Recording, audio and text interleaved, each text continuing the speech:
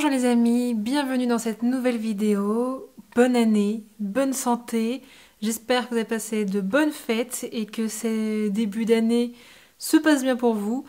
Aujourd'hui, j'avais envie de faire avec vous la petite vidéo un peu classique du début d'année, des bonnes résolutions de l'année 2023. En vrai, je suis pas trop le genre de personne à se mettre des bonnes résolutions, mais ce que j'aime bien faire au cours de l'année, plus particulièrement au début de l'année, c'est de me fixer des objectifs à atteindre pendant cette année-là. Et aujourd'hui, je me suis dit que ça pouvait être sympa de faire ça avec vous et de vous donner un peu les objectifs que je me suis imposés. Pas vraiment imposés, fixés. C'est peut-être plus correct comme ça. Je trouve ça plutôt cool de les partager avec vous. Et en même temps, ça fait une petite trace visuelle, comme ça je pourrais pas dire non, non, non, j'avais pas du tout prévu de faire ça. Voilà. Mon objectif numéro 1, c'est continuer à créer ma garde-robe capsule, tout simplement. Je trouve que je suis plutôt bien lancée depuis septembre. J'aime énormément travailler sur ce concept-là. Ça m'aide beaucoup, en vrai, au niveau de la couture, à bien cerner ce que je veux vraiment et à avoir une consommation de tissus, de mercerie et de patrons un peu plus réfléchie. Et j'avoue que mon porte-monnaie m'en remercie grandement. Ça m'évite vraiment de faire des folies.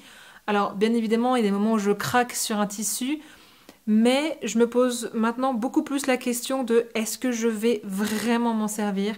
Est-ce que j'ai vraiment le projet qui pourra le mettre en valeur? Et est-ce que j'en ai réellement besoin? Parce que des fois, je peux avoir une idée pour tel ou tel tissu, mais en vrai, soit il s'associe pas du tout avec le reste de la garde-robe que j'ai prévu, soit il est un peu inutile dans le sens où j'ai pas besoin d'avoir 15 manteaux, même si j'aime beaucoup ça, mais j'en ai pas réellement besoin. Et comme j'essaie d'avoir une consommation un peu plus réfléchie, raisonnée et raisonnable, eh ben on n'achète pas. Donc voilà, premier objectif, continuer la garde-robe capsule. Le deuxième objectif que j'ai cette année et que je m'étais également mis pour l'année 2022 et que je n'ai pas du tout réussi à tenir, ce serait d'apprendre enfin à tricoter et à crocheter accessoirement. J'adore le tricot et le crochet, sauf que j'ai déjà essayé il y a quelques années et je n'avais pas la patience pour. Du coup, je me suis concentrée principalement sur la couture. Sauf que là, je commence à sentir que c'est pas que j'arrive au bout de la couture, mais il y a des choses que j'aimerais vraiment faire en tricot. Typiquement des pulls, des petits gilets comme celui-ci que ma sœur m'a très gentiment tricoté pour Noël. Et voilà, je suis frustrée parce que je ne sais pas du tout tricoter, tout simplement. Et en plus de ça, ça me freine aussi un petit peu dans mon projet garde-robe capsule parce que j'aimerais beaucoup me tricoter des pulls pour cet hiver et cet automne. Sauf que je sais pas faire. Et je me vois mal constamment quémander auprès de ma maman et de ma petite sœur. Est-ce que tu peux me faire ce pull-là? Est-ce que tu peux me faire ceci? Même si elles sont très gentilles et elles me tricotent énormément de choses, il est quand même grand temps que j'apprenne à faire ça par moi-même. Donc cette année, c'est d'apprendre à tricoter. On va commencer par des projets simples, hein. On va pas se mettre la rate au courbouillon. On va commencer par une petite écharpe, un petit bonnet et après on passera à des projets un peu plus complexes, mais je pense que je ferai ça avec ma sœur et pas toute seule, histoire de pas me dégoûter du projet et de prendre vraiment plaisir à ce que je fais. D'ailleurs, si vous avez des modèles à me conseiller en tricot pour celles et ceux qui tricotent déjà, je serais ravie de vous lire parce qu'honnêtement, je ne sais pas du tout par où commencer. Ma sœur s'y connaît un petit peu, donc je vais lui faire confiance, mais j'aimerais bien aussi chercher un petit peu par moi-même des projets que je pourrais faire de mon côté. Donc si vous avez des idées, n'hésitez pas à me le mettre dans la barre des commentaires. Objectif numéro 3 et qui est déjà en cours de mise en place, si on peut dire ça, ce serait d'apprendre à travailler le cuir. C'est un projet que j'ai depuis assez longtemps maintenant et que j'ai toujours repoussé parce que je n'avais jamais assez le temps et que mine de rien, les formations ça coûte un petit peu cher. Là cette année, j'ai eu l'occasion de pouvoir m'inscrire à une formation spécialisée dans le cuir. Je suis extrêmement contente et super excitée. J'ai déjà eu mon premier cours et c'était trop bien. Donc là, cette année, ce serait de apprendre à travailler le cuir, pouvoir créer des sacs, des portefeuilles, des ceintures, des accessoires que je puisse également du coup raccrocher au projet garde-robe capsule. En vrai là les 3 premiers objectifs c'est un peu tout autour de la même chose, ma garde-robe tout simplement, mais je trouve ça intéressant de le travailler de différentes manières avec différents matériaux et d'essayer de faire à peu près toutes les étapes de chaque chose. Je sais pas si c'est très clair. Bon, en tout cas ça l'est pour moi. Mon 4e objectif, ce serait de diminuer ma pile à lire. Alors là, comme vous pouvez le voir, j'ai une très jolie bibliothèque derrière que j'aime énormément, de taille moyenne. J'ai également une mangathèque ici et une autre juste là. Je suis en général une grande lectrice, enfin du coup ce qu'on peut considérer comme une grande lectrice. Bref, enfin vous mettez le mot que vous voulez dessus, mais je lis quand même régulièrement. Je peux aller entre 5 à 20 livres par mois en fonction du budget que j'ai et de ma motivation. Sauf que là, ces derniers mois, j'ai drastiquement diminué mes temps de lecture, voire même complètement abandonné pour certains mois. Ce qui fait que ma pile à lire est restée à un certain niveau. Je crois que j'en suis à peu près 60 livres non lus.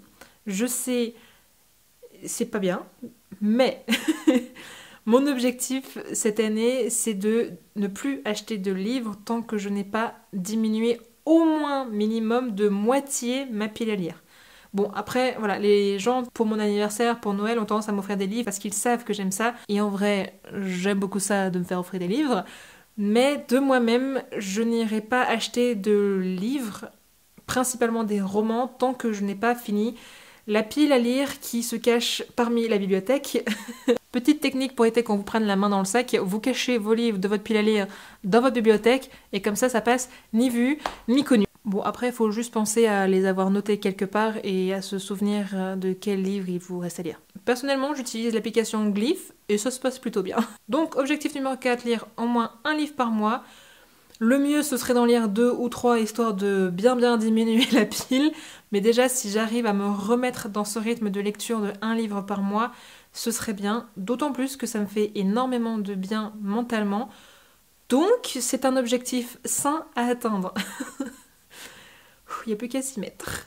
Et le dernier objectif, ce serait de reprendre une activité physique régulière.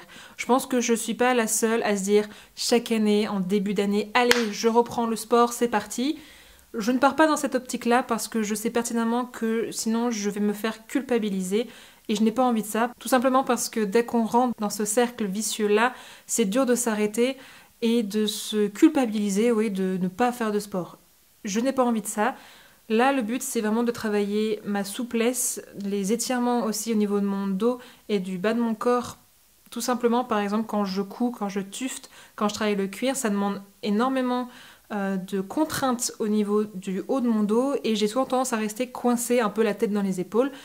Donc, pour détendre tout ça, ce serait voilà, de reprendre une activité physique régulière, tout simplement, que ce soit le yoga, le pilates, aller courir. Bon, je suis pas trop partie de ceux qui aiment courir juste pour courir. Ce serait vraiment dans cette optique de, voilà, un esprit sain, dans un corps sain, et de pouvoir continuer à faire les choses que j'aime sans me blesser. Voilà, c'est un peu un bon résumé de la chose. Et voilà, cette vidéo est finie. Elle était extrêmement courte, c'était assez succinct. Je ne me mets pas non plus 15 000 objectifs pendant l'année parce que de 1, ça sert à rien. De 2, il y a de fortes chances que je ne les atteigne pas. Et de 3, c'est trop de pression. Donc 5, je trouve que c'est plutôt correct. Et ce sont des objectifs qui sont tout simplement atteignables, sans me mettre la pression et en y prenant du plaisir, ce qui est quand même un petit peu mieux. Si tu as aimé cette vidéo, n'hésite pas comme d'habitude à t'abonner, à mettre un petit like, un petit commentaire, ça fait toujours plaisir. Et moi je te dis à la prochaine. On se revoit pour une petite vidéo couture et pas des moindres étant donné que j'ai enfin cousu le manteau de mes rêves. Allez, salut!